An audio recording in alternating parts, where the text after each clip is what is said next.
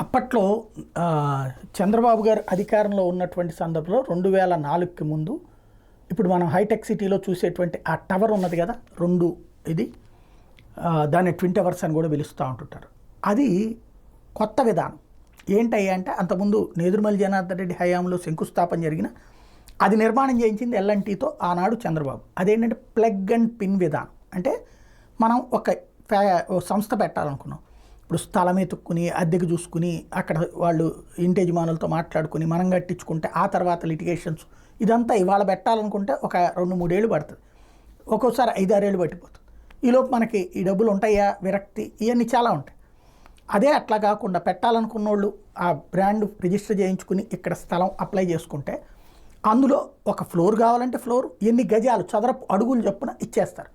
దాని వరకు ఒక పార్టీషన్ కట్టేసుకోవడం, ఆల్రెడీ పవరు గెవరు అన్నీ ఉంటాయి, వెళ్ళడం బిగించుకోవడం, మన పని మనం చేసుకోవడం.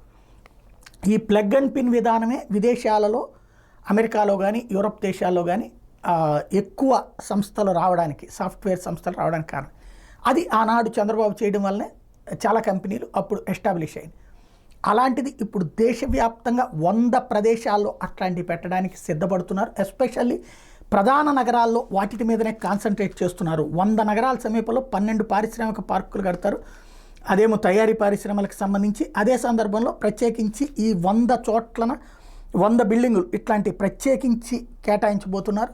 తద్వారా ప్లగ్ అండ్ పిన్ సిస్టంలో ఎవరొచ్చినా ఇండస్ట్రీ అలా డైరెక్ట్గా, అంటే ఈ సేవల రంగపు పరిశ్రమలు అంటారు వాటిని, అవి పెట్టడానికి ప్రోత్సహిస్తూ నిర్ణయం తీసుకున్నది బడ్జెట్లో.